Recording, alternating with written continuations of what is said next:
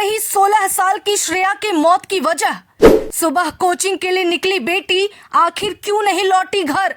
3 दिन बाद दूसरे जिले के नहर में मिली लाश। मोबाइल चैट ने खोली पूरी कहानी, सुन पैरों तले खिसक जाएगी जमीन।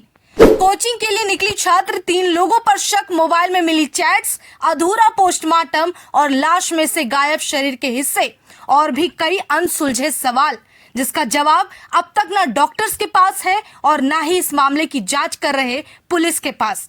तथ्य कुछ और कहते हैं और शव की तस्वीर कुछ और ही बयां कर रही है। लेकिन 16 साल की श्रेया की मौत के बाद लोगों में दहशत और आक्रोश है। जनता इतनी भड़की हुई है कि सड़कों पर उतर चुकी है। जल्द से जल्द कातिल को सामने लाने की बात की जा रही है, मगर अब तक ये पुष्टि नहीं हो सकी कि ये हत्या है या आत्महत्या। इतना ही नहीं, मामले को और भी ज्यादा पेचीदा बनाता है एक नया एंगल, और वो है एसिड अटैक का।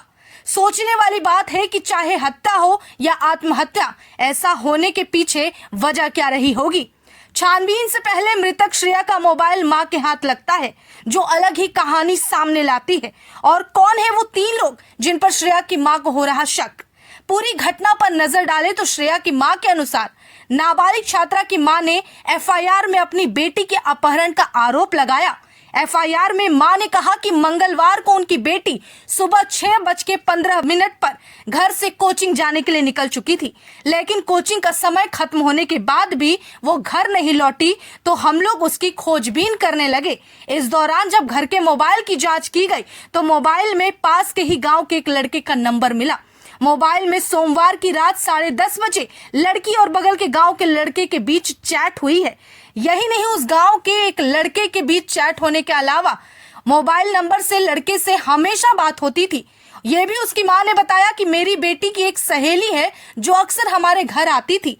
बेटी के घर नहीं आने पर जब उस सहेली को फोन किया गया तो सहेली की मां ने बात करवाने से इनकार कर दिया।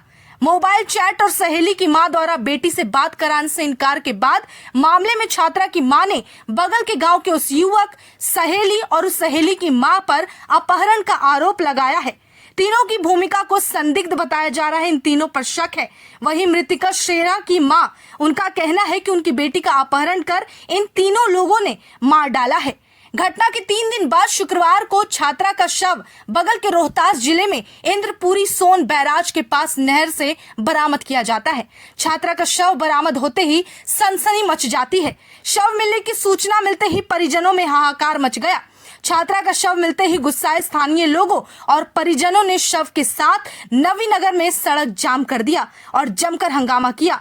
इस दौरान काफी मशक्कत के बाद पुलिस ने सड़क जाम हटवाया, मामले में शामिल आरोपियों की गिरफ्तार का आश्वासन दिया, तब जाकर ये जाम हटा है। लेकिन यहाँ सवाल ये उठता है कि क्या उस 16 साल की श्रेया को न्याय मिलेगा? क्या उसके असली हत्यारे, अगर ये हत्या का मामला है, तो क्या गिरफ्तार होंगे?